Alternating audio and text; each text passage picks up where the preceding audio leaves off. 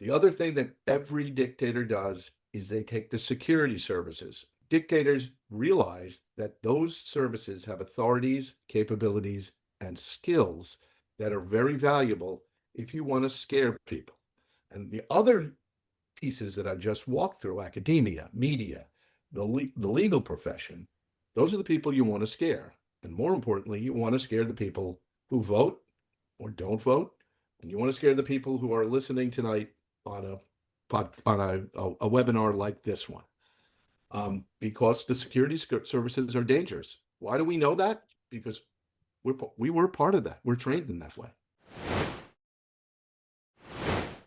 But I'm curious, you do make the point that autocracy has changed our sort of conception over time. So what is what you call competitive autocracy, what you see us dealing with globally now? Yeah, well, let me contrast it to the sort of the old style dictator, and I'm not even quite sure that actually existed after the 18th century, which is the sort of the absolute ruler, the sort of Louis XIV, I am the state and everything I say goes. That's probably oversimplifying even then, looking back. But what we've seen in the 20th century, what autocrats and dictators do is they don't come stomping in, guns a-blazing, telling people to do this, that, or the other thing. What they do is they take over the institutions that already exist, particularly those in a liberal democracy such as ours, and they turn them to their own uses. So a country may have functioning courts and a legal system, a functioning Congress or parliament, a civil society, a media, an industrial base that is the business world, a academia. And what the dictator trying to be a dictator does is insidiously take them over, and sometimes not that insidiously, sometimes dramatically, and turns them to his, and I'm going to say just his, because with probably the exception of Eva Peron, it's always a him, turns them to his purposes. And that's what we see and have seen pretty much since mid-20th century. The last true revolution of a major revolution of sort of smash and build up is probably the Marxist revolution in Russia in 1917. But even if you look at Hitler's Germany, in the beginning, there's laws being passed. There are state institutions. The courts continued to function. The words over the doors to these buildings pretty much stayed the same, and so did their addresses. But it wasn't a democracy anymore, even a failing democracy as Weimar Germany was. Steve, what are some examples of governments today that sort of have the veneer of democracy, but you would consider really aren't functioning democracies? Well, the two obvious ones, and ones that are interesting because President Trump seems so enamored by them, would be Russia and Hungary. One sort of coming up behind it historically would be Serbia. But in both cases, we had, at least for a while in Russia and for a while in Hungary, functioning real, true, what we consider liberal democracies. And they've been gradually taken over by somewhat charismatic leaders, Viktor Orbán and Vladimir Putin, who have taken over the institutions of those countries and turned them into what nobody could really call a true, free, and liberal democracy in a Western tradition. There are probably others. Those are definitely the two that we're looking to, in part because explicitly they are looked to by this administration, which is instructive and chilling at the same time.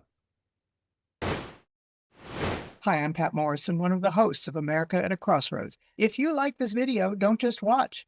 Head over to our website where you can subscribe for early access to new programs, see our upcoming schedules, and connect directly with our guests in our weekly live streams. Thank you for watching. So, Stephen, let's look at what those specific elements are that for you would be defining of an in-process autocratic grab. What are those things? Well, what our analysts would say you look at a way to think about it is look around you and see what are the institutions that make it a democracy. And if you look around the United States, or you look in Hungary before Orbán took over, or in Russia after the fall, but before Putin, you'd see a couple of boxes you'd put things into. Since we're talking here in media, I'll start with that. The free press, First Amendment, a press that can describe what's happening to the populace, explain, report, investigate. Second, you have the legal system, the courts, the lawyers, a system of judges that actually carry out the duties of the judges. The third would be the legislative body, the parliament, the Congress, whatever it is in that country, having some sort of balance with other branches of government. In our system, it's a tripartite system. So those would be. Another one would be academia, where people learn to think and talk, and it's not just students, it's the faculty who get to stand back a little bit and think big thoughts and speak articulately about what's happening. That's an example of the places that if I line those all up and they're working, you'd look around and you'd say, I live in a democracy. This is how it works. And what you see with a dictator is on all those fronts, often at the same time, there's pressure put on. What the dictator realizes is the dictator has some of the levers of government, and if he uses them, he can put pressure on each of those elements. And what we have seen since January 20th, and what we saw in Hungary, and what we saw Putin do, and what we saw Hitler do, and Mussolini do, is turn to the business community and put pressure on the business community. I can use my regulators. I can use government contracts. I can use investigations. You turn to academia and you start telling them what they can teach and who they can teach it to and what they can say and what professors get hired, fired, or allowed. You turn to the media and which is of course a segment of the business community, and you start telling them you need an FCC license, or we need to know if we're going to allow you to merge with another media company, or we're going to see if we're going to allow your reporters to cover our War Department, as we now call it, or our White House. And if we don't like what you say, we're kicking you out, and you won't be able to report on the news because you won't be here. We put pressure on the judges and the legal profession. Shakespeare had it right with the famous quote, "First thing we'll do is kill all the lawyers," probably one of the most misinterpreted quotes in Shakespeare. It's not that lawyers are bad. The guy saying that is wanting to be working for a tyrant. And what he is saying is what you need to do is get rid of the lawyers and along with the judges. And we're seeing that.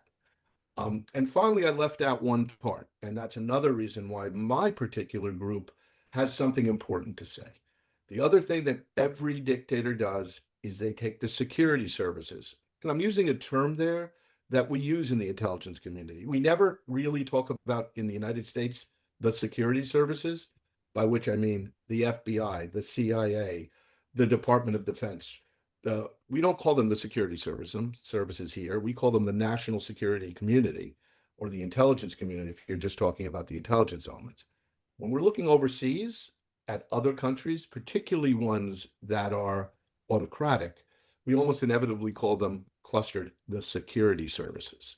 And dictators realize that those services have authorities, capabilities, and skills that are very valuable if you want to scare people. And the other pieces that I just walked through, academia, media, the legal profession, those are the people you want to scare. And more importantly, you want to scare the people who vote or don't vote. And you want to scare the people who are listening tonight on a webinar like this one. Because the security services are dangerous. Why do we know that? Because we were part of that. We're trained in that way. Just a reminder, next week, I'll be back talking with Slate senior writer Mark Joseph Stern about the federal courts and the contentious political environment in which they're being asked to decide the limits of executive, congressional, and judicial authority. I know it's going to be a very intense conversation, a lot to talk about. Almost certainly we'll have something right out of the headlines to talk about with Mark. That's next Wednesday, our usual time, 5 o'clock Pacific. We look forward to seeing you then. Until then, have a great coming days.